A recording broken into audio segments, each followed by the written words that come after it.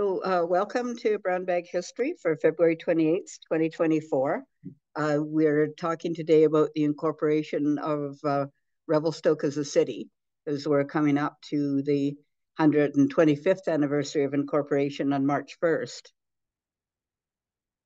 And as we start, we acknowledge that the land around Revelstoke and on the Columbia River and its tributaries is this next homeland and traditional territory.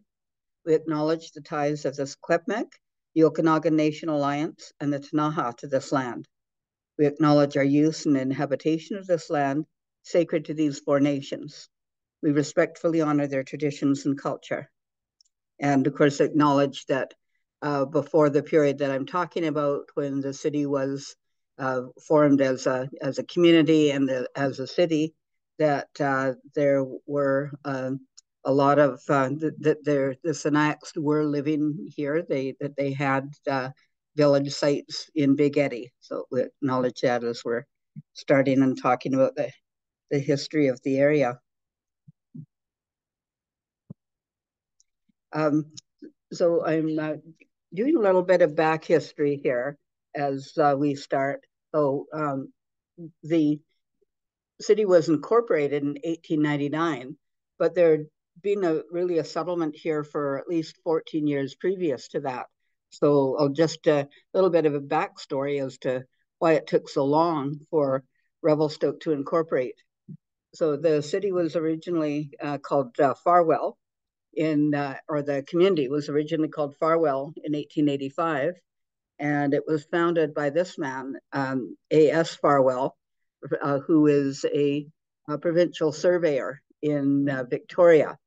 And he applied for a provincial land grant in 1883, just before the route was finalized and the survey was sort of presented, formally for the Canadian Pacific Railway.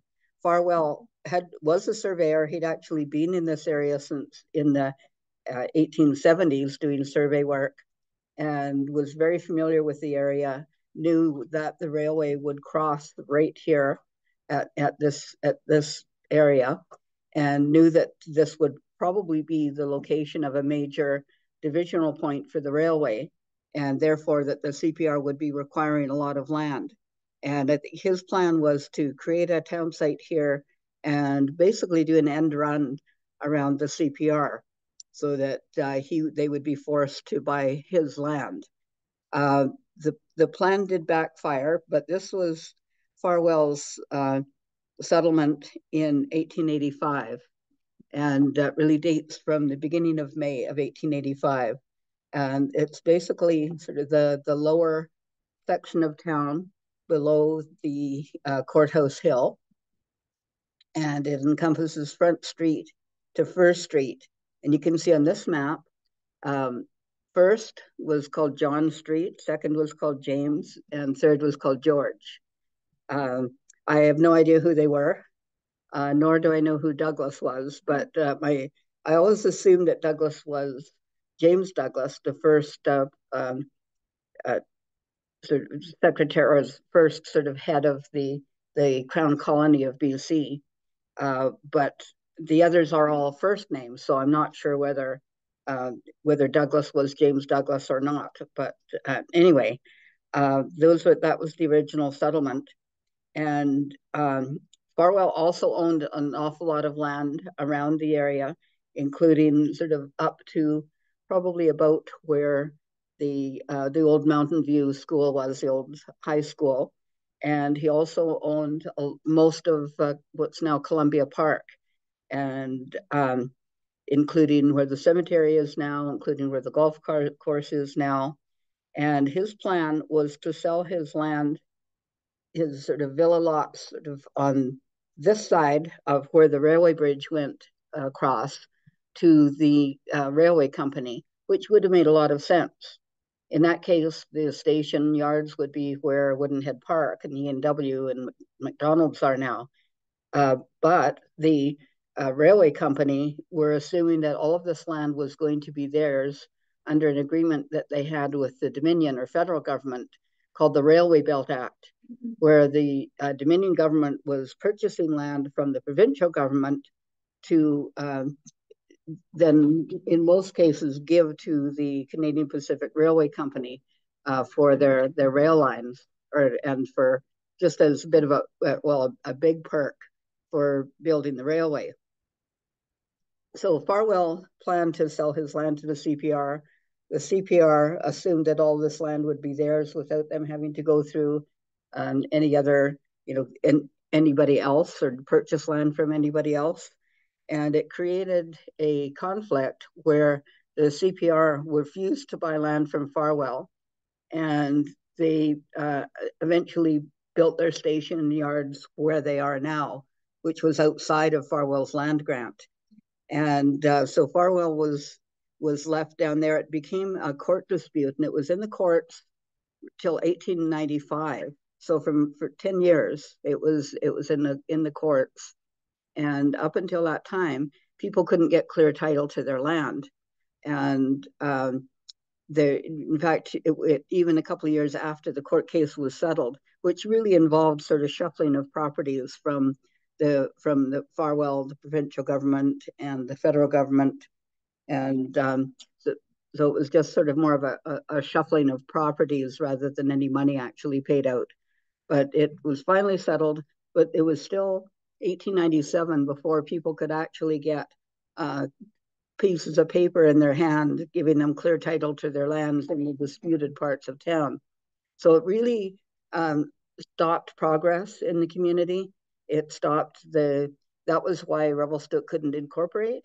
That's why no banks came here until after that dispute was over. It just really sort of put a stop to any forward progress in the community. This was the original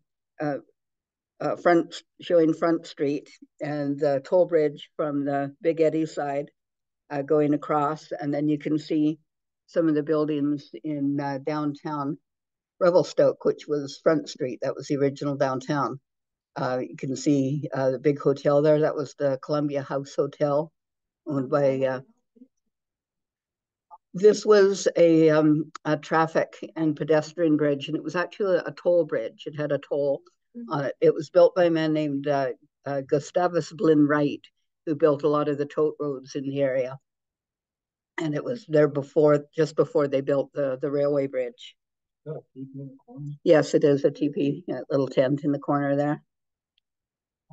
And I'm not sure whether it was Sinixt or whether it was just a settler or person in the area. And this is the picture of Revelstoke a few years down the line. This was taken in 1894 of George LaForme's pack train, which was going up into the Big Bend area. And George LaForme was a miner and a packer, and he would take these pack trains of horses and mules up into the Big Bend to supply the miners who were up there. This photograph was taken by Richard R. Truman, who was a really well-known photographer in that in British Columbia, and he was actually on the roof of a building taking this photograph. But you can see some of the hotels there. This one is the Columbia House Hotel, the Victoria Hotel owned by Cowan, H.N. Coursier's General Store. So you can see it's a bit more built up than it was in 1895, but still pretty rugged Wild West area. Revelstoke was named Revelstoke a year after the Farwell settlement was established, so 1886. And at that time, the CPR, the president of the CPR, George Stephen, had gone to England seeking financial backing for the company. They had an issue of stock that they were looking to sell, and he approached Edward Baring, who was the First Lord Revelstoke and the manager of the Barings Bank of England, and they agreed to purchase most of the stock issue, which basically saved the CPR from bankruptcy, the time when they were pretty much bankrupt after the building of the railway. having trouble, even paying their workers and just completing the work they needed to get the railway in operation. So he really saved them financially, and they wanted him to be recognized. They wanted to name a community after him. So William Van Horn, who was the vice president of the CPR at the time, contacted the Postmaster General of Canada and asked him to name this community Revelstoke. He said it's been called Farwell, who was just a squatter of no consequence. So basically, just completely blew off Farwell, saying that he was a squatter, where he actually had, in his mind, a valid land grant from the provincial government. But anyway, the postal department agreed to change the name. So as of June 1st, 1886, Revelstoke became Farwell. Or sorry, other way around. Farwell became Revelstoke. And the Farwell name was still attached to a lot of things in the lower part of town, but that was actually Revelstoke. And this part of town was Revelstoke Station. And I'll show you pictures a little bit later of the two post offices. So there were actually two post offices, a Revelstoke post office on Front Street and a Revelstoke Station post office up near the station. So it created a little bit of a rival town site for quite a while. But by 1897, once the legal difficulties were out of the way, and once people could get clear title to their land, people in the city started talking about incorporating Revelstoke as a city. At the time, J.M. Kelly was our member of provincial parliament, or MLA as we call him now. He was first elected in 1890. See on the slide there, it has his nickname Pothole. He was a miner, and he had this theory that if you diverted a creek across, sort of out of the channel with flumes, that gold would be deposited in the potholes of the creek.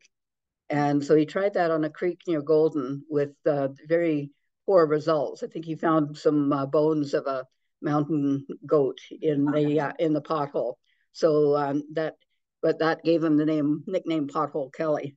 And he ran as sort of because he didn't like, a lot of the miners were upset about the mining legislation. So he ran on that ticket, and there weren't that many voters in the area at the time. So I think he won with like 10 or so votes, for the whole district. But he became our member of provincial parliament, and he coined a phrase called the Kootenai cow. And he said that the Kootenai region was being milked for the benefit of the people in Victoria, with no benefits coming back to the Kootenays itself. So he was quite a character. He didn't want to see the city incorporate right away. He thought that there were issues that needed still to be resolved. One of the groups that was trying to encourage incorporation were a lot of the members of the Board of Trade, which had formed in 1894. And they were kind of in a way, that's now the Chamber of Commerce. In a way, they were a bit of a de facto government. It was made up a lot of the local businessmen. And so they were, a lot of them were encouraging incorporation.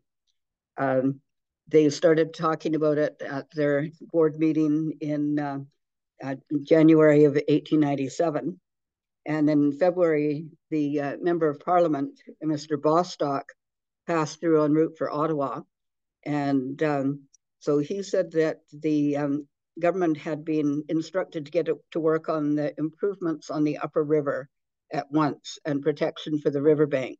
So protection of the riverbank was one of the biggest issues at the time, because there was huge amounts of land that was eroding into the Columbia River. So this is a map showing the Campbell Avenue, which at that time had a spur track built along it. And the spur track was built to this building, which was the smelter that opened in 1891. And there was concern about the erosion of the bank, and the concern was really valid, because by 1899, most of this land that's shown in this yellow section had eroded, including the land that the smelter was on, and the smelter itself fell into the river. So, that's a lot of land. It's probably the equivalent of close to 10 blocks if you sort of, put city blocks into that yellow swatch. So quite a bit of land was eroding. There was, they were trying to get arrangements with both either the federal government or the provincial government to provide riverbank protection. And one of the big concerns was that they wanted to have a commitment from one government or the other before they would agree to incorporation. It was finally the provincial government did agree to provide riverbank protection, and they did something called mattressing, which was actually putting logs on the side of the bank to stop erosion. And then they also built the wing dam, which is a stone structure that you can see off of from Front Street coming out into the river to divert the river away from the bank. But that was probably one of the major issues at the time. And there were meetings held in the Bourne Brothers Hall, which was the second story of the Bourne Brothers department store, general store, which was on Track Street on the road towards the station. So there was one meeting held, and it was chaired by a man named E.A. Hagan, who had recently come to Revelstoke from New Zealand, and he was a mining assayer and did a whole bunch of other things as well. Eventually ran one of the local newspapers. But in March of 1897, there was this meeting chaired by Hagan, and it said there were 2 speakers in favor of incorporation and 5 against incorporation. And said finally the motion was put, and 7 hands went up in favor of incorporation, on which the chairman, Hagan, declared the motion carried. But then it was vociferously pointed out to him by the meeting that he had better see if there were anybody against it before calling the motion carried.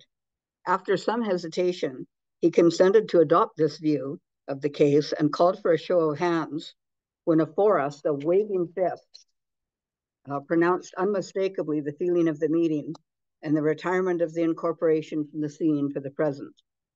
And there were a few other meetings held in town. There was one held in Burns Hall on the end of February 1897. And the meeting was a result of a letter from J.M. Kelly, the MPP, asking if Revelstoke wanted to get inserted in the Act of Incorporation that was including Rossland and Nelson.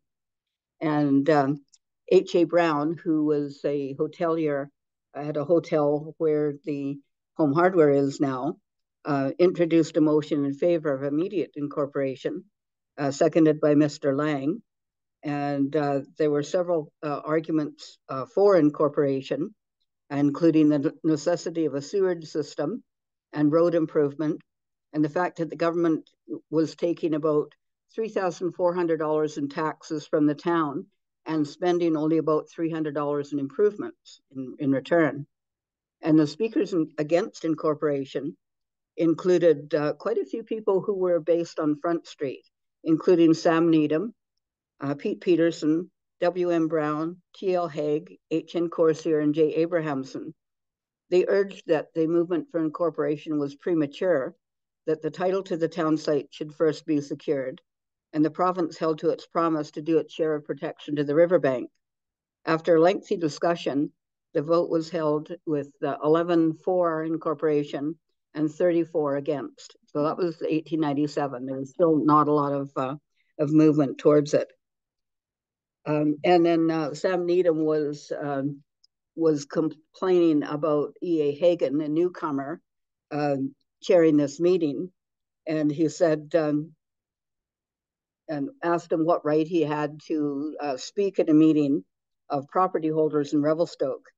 And Sam Needham said in the editor, "Say, Mr. Editor, we need no imported spouters, as we have spouters enough of our own." Mm-hmm. And the Revelstoke Herald, so there were 2 newspapers at the time, the Kootenay Mail and the Revelstoke Herald. And the Kootenay Mail was against immediate incorporation, and the Revelstoke Herald was for incorporation. and they called the people who wanted to wait grandmothers. Mm-hmm. So there was a fair bit of high feeling going on there.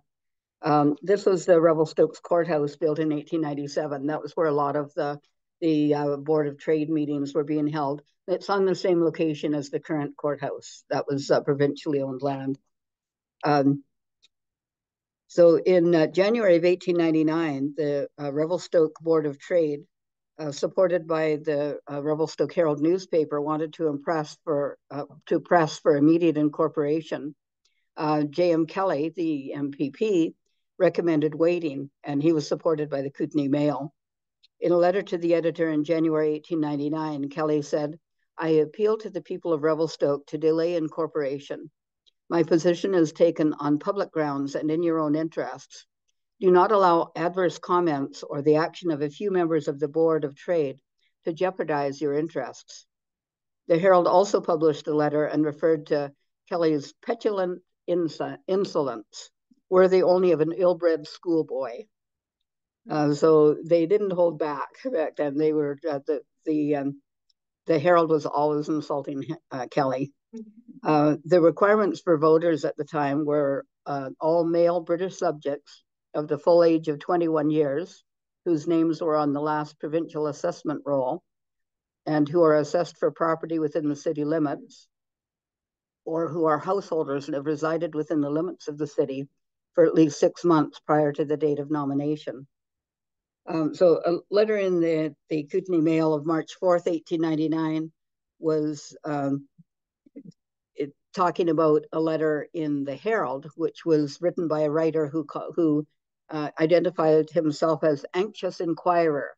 Because back then they didn't insist that you give your own name when you wrote a letter. And the Herald wanted to know if incorporation was being delayed to give the Mail a chance to trump up some further excuse for delay. And they said, we think anxious one, that there's nothing very trumpery about that $40,000 lying snug in the estimates for riverbank protection, yet that if we remember right was one of the excuses for delay. Of course, we know that there are some who wouldn't pay any attention to advice in the matter. They were going to push things through. But so it was going back and forth in the newspapers. There was a lot of debate about, do we wait? Do we go ahead? But finally, it was decided that Revelstoke should go ahead and incorporate. Felt that there was enough assurances from the government regarding riverbank protection, and I think they were a little concerned about being left behind, especially because Rossland and Nelson had already incorporated, and they wanted to be seen as a forward looking community.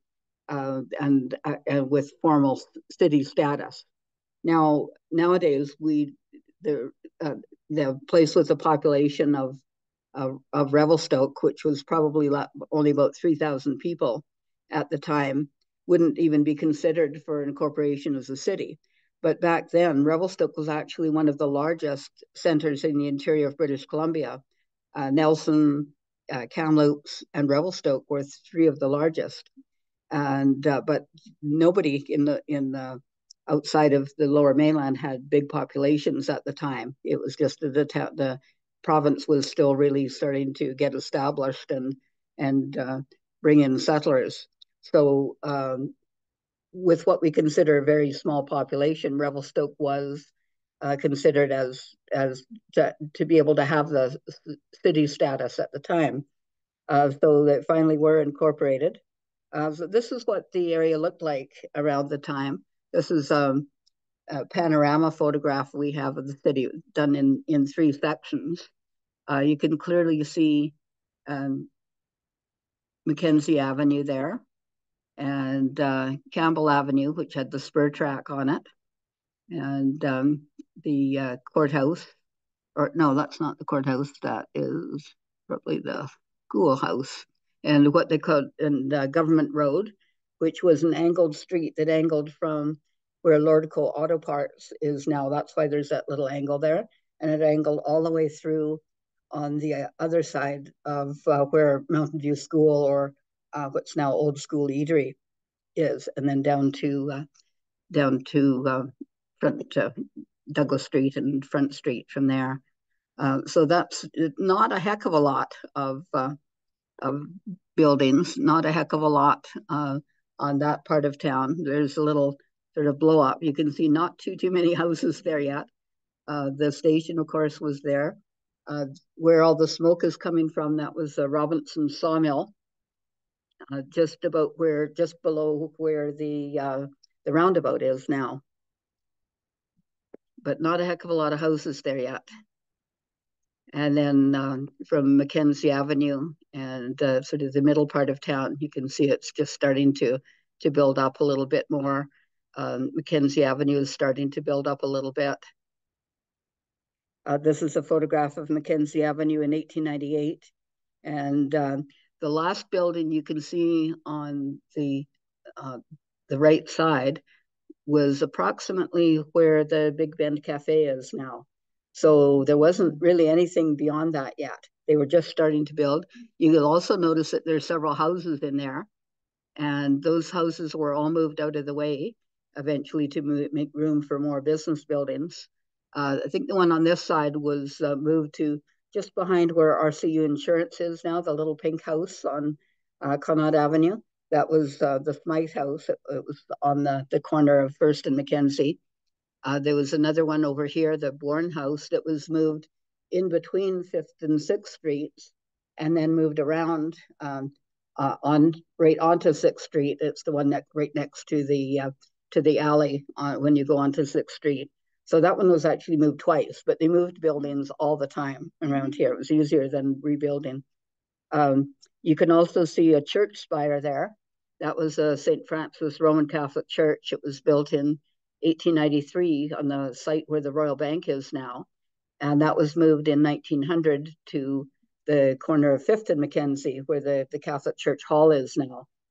It was remained as the church until the 1964 when they built the current church and then turned the old church into a hall until they tore that down in the 80s. And you can also notice that most of the trees were burned off of Mount Revelstoke in a fire in the 1890s. So that's not really recognizable as Mackenzie Avenue. But within 10, 12 years, it was really built up and more substantial brick buildings built. This is a really unusual photograph we have. It was really badly stained and faded. So I've tried to enhance it the best that I could. But this is First Street in 1898. And you can see the spire of the Catholic Church there. And you can see the house there. And that was the Bourne House, the one that I said was moved twice. So that's kind of what the town looked like at the time. And then the sort of lower part of town. That's actually the called the City Hotel. I'll show you another picture of that in a while. So that's kind of what the town looked like at the time of incorporation. And so finally, this is the Kootenai Mail, March 4th, 1899. Revelstoke is now a city. That the long talked of and much discussed subject is settled at last. And on the first day of March, 1899, Revelstoke became a city, as witnessed the following proclamation setting forth the fact with much circumstance and considerable detail. We actually have a copy of the certificate of incorporation in the archives. So once it was proclaimed a city, the first order of business was to elect a city council. And they had the first municipal election on March 22nd, 1899. And Robert Tapping, who was a local character, he built the Revelstoke Opera House, which was located where the playground of the Mountain View School property was in the 1890s. So he wrote a letter to the editor with what he said was what he considered to be the qualifications for the city fathers. He said, will you be so kind as to have the following published? 1, mortgage your property or have it in your wife's name. 2, be gentle as a lamb. 3, brave as a British lion. 4, have the patience of Job. 5, the wisdom of King Solomon. 6, the strength of Samson. 7, trade, profession, or character not to be considered. So they had the election on March 22nd, and Florence, or Frank McCarty, was the mayor.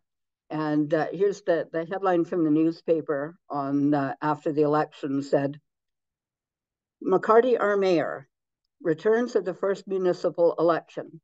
Full list of the aldermen, the lucky 7 who sit at the council board for 1899 and run the town, and the other 7 who will sit at home and tell how much better they could have done it. That's the actual headline in the paper.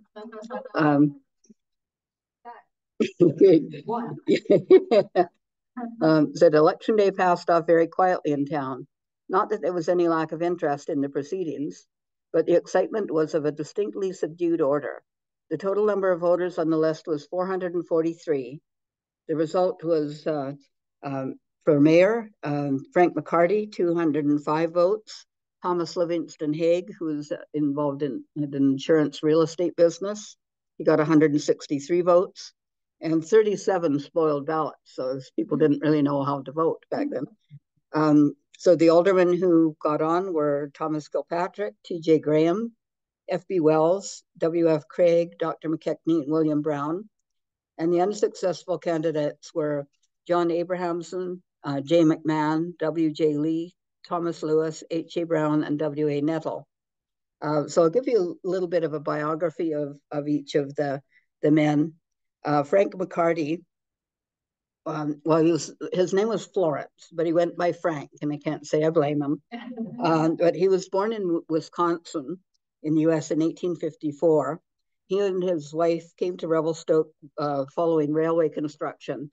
And along the way, they were supplying the rail crews with meat. They were, when there was buffalo available, they were slaughtering buffalo. They were sort of doing cooking and providing meat along the way. And when he got to Revelstoke, he started a butcher and wholesale meat trader business, which was on Track Street near the railway station. And this was his building by 1899. And he also had renting one corner was at McDowell Atkins Watson Company Druggists, and W.M. Lawrence Hardware on the other side. And he had a lot of mining interests as well, and a 60-acre farm across the Illecillewaet River where he was actually raising cattle for his meat market.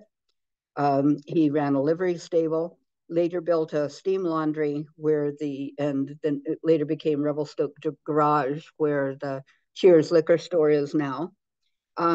An interesting thing about him is that he was Roman Catholic. And if he'd been in Toronto, he wouldn't have had a chance of getting in as mayor because, a place like especially Eastern Canada was still very much Protestant controlled, and Catholics were not considered, to be able to hold public office. But he didn't have any trouble getting in here. His religion wasn't seen as anything against him. So, I think, the BC was a little bit more sort of Wild West in terms of, sort of the social conventions of back east weren't always observed here. So he and his wife were Roman Catholic, and some of the original masses held here by traveling priests were held in their original home, which was a boarding house on CPR Hill. They also ran the boarding house as a temperance house, which meant that no alcohol was allowed on the premises. They had 3 daughters and 1 son. That their eldest daughter died of measles in 1897, age 8, and they had a son who died in 1923 during the construction of the Big Eddy Bridge. So he in 1899 he started having his new home constructed at the corner of Mackenzie and 3rd, right across from the United Church. It's now Copeland Bed and Breakfast, or Copeland Inn, and was run as McCarty Bed and Breakfast for several years previous to that. You can see a lot of the original features are no longer there. There was a spire on it originally on the roof. and front and lower wraparound verandas. So it's quite a beautiful house. The foundation is made of stone. It was like 3 feet thick. Was made by the stone foundation was built by a man named E.C. Fromey, who was a brick and stone mason in town. So still one of our fine heritage homes. He died in 1920.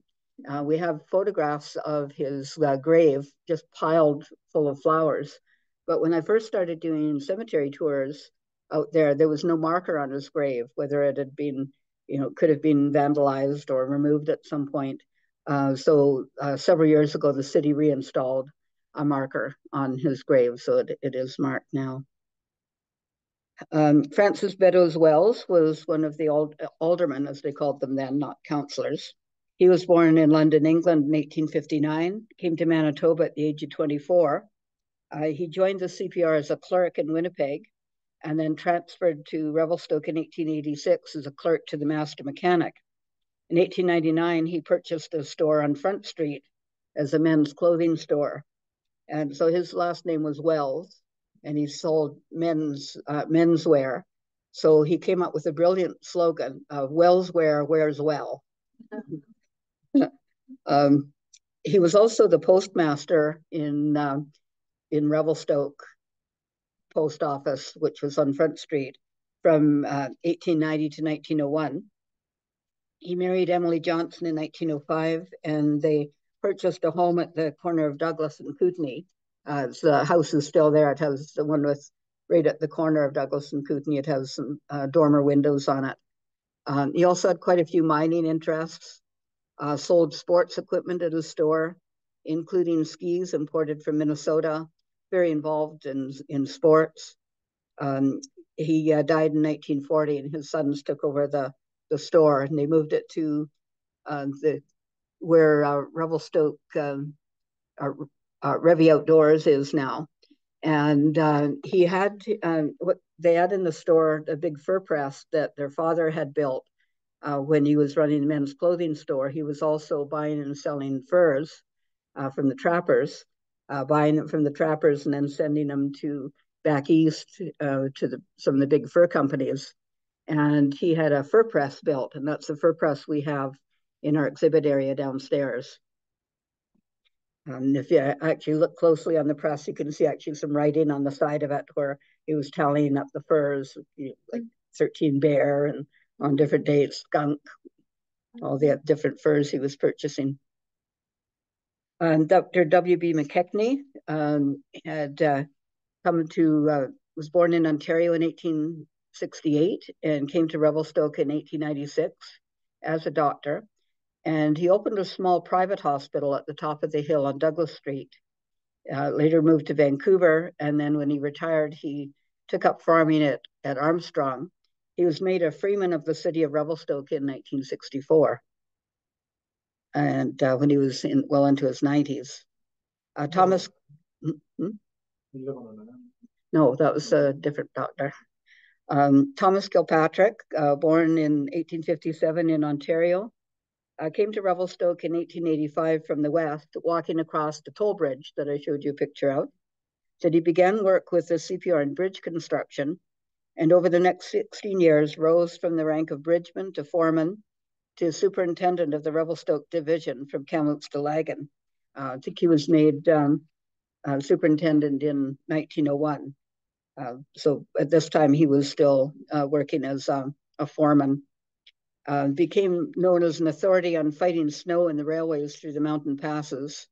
And he was a CPR superintendent in 1910 when the Rogers Pass snowslide occurred and they lost 58 men. And we have all of the original documentation from that, including personal letters that he wrote to the families of the victims of the slide. He was the first president of the Revelstoke Hospital Society, which formed in 1901, when they built the first public hospital in 1902. In 1903, he married Elsie McKinnon of Prince Edward Island, who had come as the first matron of the hospital in 1902.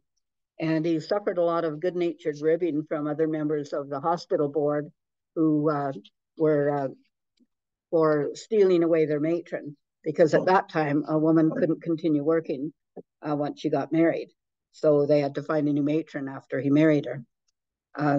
He actually served as mayor in 1901, but resigned in May of that year when he was appointed CPR superintendent. And he died in 1939 at the age of 82. William Frederick Craig, born in London in 1868, was in Donald by 1892 as a CPR timekeeper, and he was in Revelstoke by 1897, a member of the number 2 Fire Brigade in 1897. I went into business with T.L. Haig in real estate and insurance, and moved back to England, and then returned to Canada early in 1904, and was visiting as his brother at Slocan City when he died unexpectedly. Thomas Graham, I haven't been able to find out too much information about him, but he was in Revelstoke by 1903, was on the board of the Presbyterian Church. He worked as a CPR bridge watchman. They had 1900, it mentioned that in the newspaper that he built a handsome new villa on the extension of Mackenzie Avenue. It's now 605 Mackenzie Avenue. It was later purchased by the Imperial Bank for as their manager's home. And then William M. Brown was the oldest of the aldermen. He was born in Yorkshire, England in 1838. His family moved to the USA when he was young. At the age of 22, he crossed the plains with a group of settlers and settled in southern Oregon for 3 years. He then came to Lillooet in 1862, and then to Caribou as a prospector and rancher. He was actually the first member of parliament for the Lillooet district in 1874. He came to Revelstoke in 1885 and established the Columbia House Hotel, which is the first hotel on Front Street. He also had mining interests in the area. He was the captain of the 1st Fire Brigade in 1892, member of the Board of Trade, and was one of the original directors of the Revelstoke Water, Light and Power Company, which was organized by William Cowan in 1896. When he came here, he had a daughter with him who was born to a First Nations mother. And we don't know anything about her, but we know that Adeline was living with here with her father, and she married James Jameson in 1902. So in 1899, he was elected to the first city council, and he took over as mayor in 1901 when Kilpatrick resigned when he became superintendent. There was a railway strike during Brown's tenure as mayor, and he was fully in support of the striking workers. In later years, he went back to Oregon, where he died in 1915. So then they started having city council meetings, and the newspaper would carry the reports of the meetings. Usually they referred to them as the city dads. And on October 29th, 1899, the Kootenai Mail said, "The city council, they talked and talked and talked. That is the story of last night's council meeting. Little business was transacted, but in the discussion which arose, some information was given out that should prove of interest to the ratepayers of the city. Public works now nearing completion, the fire hall and the fire alarm system will probably exhaust the $15,000 raised on debentures, and the city may run short of funds before the 1st of January. Sidewalks, shade trees, and gravel furnished the chief topics for discussion, which at times reminded one of an old woman's tea party." So now I'm going to just show a few pictures of what Revelstoke looked like in 1899. This actually wasn't built in 1899. This this was City Hall, but wasn't built on that property until 1903. For a while, they were meeting up until that time, they were meeting in the courthouse. And this was the old school building, which had been built in 1891, and then moved to this corner after they built Central School. And it became the City Hall until 1939, when it was condemned because it was in such rough shape. And then they built, 1939, completed the City Hall that we have now. And you can see the fire hall in the back end of it. That was built in 1900. There's the fire hall that's constructed in 1900. It's one of the first orders of business. This is some of the city clerks and police at the city hall. You can see the chief of police office there and the city clerk's office on that side. The Revelstoke had its own police force from the time of incorporation up until 1933. And then we were policed by the provincial police, and then by the RCMP took over in the 1950s. The three men from this from the second to the front, that's Thomas Sturdy, Thomas Bain, and Red Jupper in the back there. They were all policemen, and the others were, two of them were sort of working as clerks and administrators. I'm not sure about the others. This was the Revelstoke School group in 1899, and it was actually this building. So when they built Central School in 1902, 1903, they moved the old school building to become City Hall. But there's 5 teachers there and about 200 students. So it'd be, and it was only, I think, up to maybe grade 7 or 8 possibly. And Revelstoke didn't have a high school until 1904. So before that, any students wanting to pursue further education had to go out of town, usually to Vancouver or Victoria. This was the first fire brigade formed on Front Street in 1892. And immediately there was complaints that because it was on Front Street, that it wasn't going to be helpful to the people who are living in the upper part of town, where it was starting to be more built up. So by, and I think this is William Brown here with his hand on the ladder and his hand on the fire bucket. He was the first captain of the fire brigade. And so in 1897, they formed a second brigade, and they used to have races every year between the two brigades because, to see which one was fastest and best. But the second fire brigade was formed in 1897, and they had their fire hall, as I mentioned, behind the city hall. This is the brigade in 1904.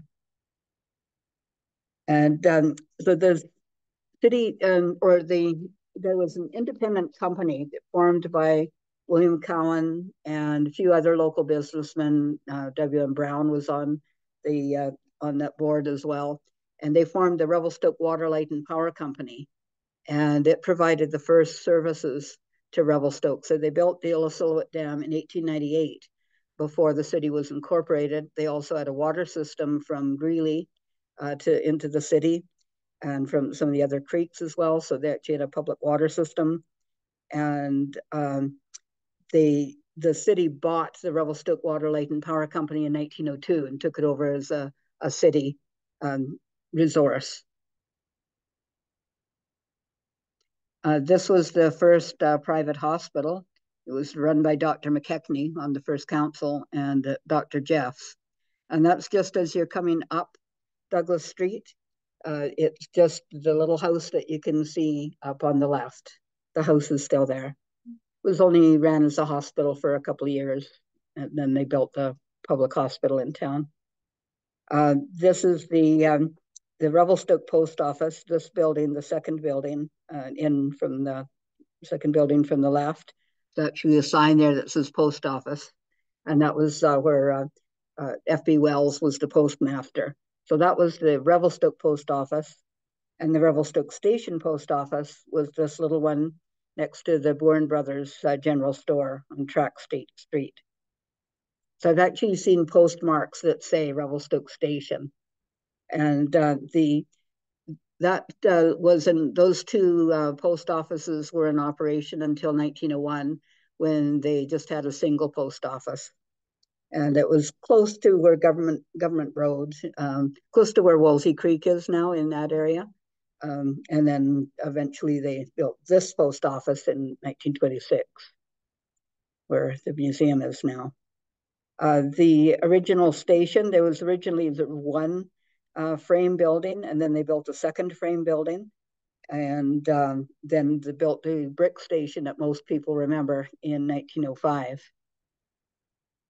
And there's a picture showing the brick station, the CPR Hotel, which was built on the hill above. It was operated by the CPR company, built in 1897 and torn down in the 20s.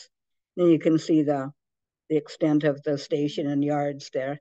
And of course, the railway was the major employer in Revelstoke for many years, and supplemented by a lot of forest industry and logging in the area as well. There was also steamboat traffic. There were steamers that would go on the Columbia River as far south as where Castlegar is now, Robson. In 1895, the CPR built a branch line between Revelstoke and Arrowhead. In fact, they're the ones that named it Arrowhead because it was the head of the Arrow Lakes. And then they had steamer traffic operating from Arrowhead down to Castlegar, West Robson. It was easier for the boats to operate on the lakes rather than the narrow river part of the river system. This was the first bank to come to Revelstoke. It was at the corner of First and Campbell, just over on the corner where Revelstoke Trading Post is now. The original building is actually there. Sort of the structure of it is underneath the sort of the brick or the stone facade that's on there now. If you walk down the street and look up, you can actually see some of that original roof line. But that was the first Imperial Bank. And then 1904, when it was clear that Mackenzie and First was sort of the main part of downtown, they had a bank built where the CIBC is now. It's a big brick building, which some of you who grew up here would certainly remember. In fact, the dentist's office with Dr. Moore, whose chair we have there, was in the upper floor of the new Imperial Bank. And this was the original Molson's Bank at First and Mackenzie. There's they built a new building there in 1910, and that building is still there. If you lived in Revelstoke a long time, you'd remember it as the Revelstoke Review Office. I think it's currently owned by the resort company. And, but you can actually still see the sign on the front that said Molson's Bank. And if the name Molson sounds familiar, that was the same company that had the brewery. They also had a bank from the 1850s till the 1920s when it was taken over by Bank of Montreal. This is the Cowan Block at 3rd and Charles. W.M. Cowan, who ran the Victoria Hotel, had the telephone office there. He'd started a telephone company in Revelstoke in 1896. This was the Front Street. That was mentioning the Columbia House. So this is what Front Street looked like in 1885. So very Wild Westy looking. Everything was thrown up very quickly. There's even a tent there. And there's a sign on the front that when we were zoomed right into it, we were able to read the sign that said red light. Because that was, there were brothels on Front Street and Douglas Street. This was the Central Hotel. They started out as a tent in 1885. The Abrahamson brothers came and originally from Sweden and then from Minnesota, and came across during railway construction and ended up building their hotel here. And it had a few different versions of it. This was their latest version in 1908, and then it was gone by the 1920s. A lot of the hotels had, because of prohibition coming in, it was one of the main businesses of the hotels was if you had a liquor license, you could sell alcohol, you could sell bottles of alcohol because there was no liquor stores then. So once prohibition hit, a lot of the hotels went out of business or really struggled. So especially the ones on Front Street, they just couldn't maintain. The Oriental Hotel was on Front Street. This was its version from about 1890s to about 1908, and then they built a larger one as well. There were a couple of other, there were actually 9 hotels in Revelstoke at the time. It was the Victoria Hotel owned by W.M. Cowan, the one who started the telephone company and the Revelstoke Light and Power Company. There was also the City Hotel, which was at the corner of First and Government, where Canyon Industrial Electric is now. And it burned down in about 1911. There was also the CPR Hotel on the hill. There was a couple of other smaller hotels, and there was a called the Union Hotel, which is right where Home Hardware is now. There was several sports groups in town. The Bicycle Club was formed in 1899. They went for a group picture in May of 1899.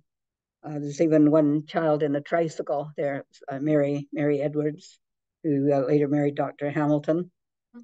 The Cricket Club in about 1905, they were formed in 1892. The Football Club around 1900, they were formed in 1895. And of course, football back then was soccer. The baseball team, 1908, they were formed in 1897. The tennis court at the base of the Douglas Street Hill around 1895, and they were formed in 1894. And you can see they had men and women playing tennis. The Gun Club was formed in 1894. This is a tournament that I think it was somewhere close to the Columbia Park area, but I'm not sure exactly the location. The Snowshoe Club had been formed in 1890. It's a picture of them around 1900. It's these women wearing these incredible coats and hats. The Ski Club, who was formed in 1891. At that time, it was a recreational club. The sort of more formal competitive club formed in 1914. There's a hockey team formed in 1898. This was the team in 1902. And also in town, there were 3 architects and 13 builders and contractors, 2 bakeries, 4 barber shops, 3 law firms, 3 or 4 restaurants, 3 breweries, 2 brickyards, 2 butcher shops, 2 candy stores, confectionaries, 1 dentist, 4 dressmaking shops, 3 department stores, 6 dairies and market gardens, 3 drugstores, 1 furniture store, 4 general stores, 1 hardware store, the 9 hotels that I mentioned, 1 sawmill, 3 stone and brick masons, 3 tailors, 3 tobacconists, 1 undertaker, 3 jewelers and watchmakers. So there was lots going on in 1899, and things just got busier from there.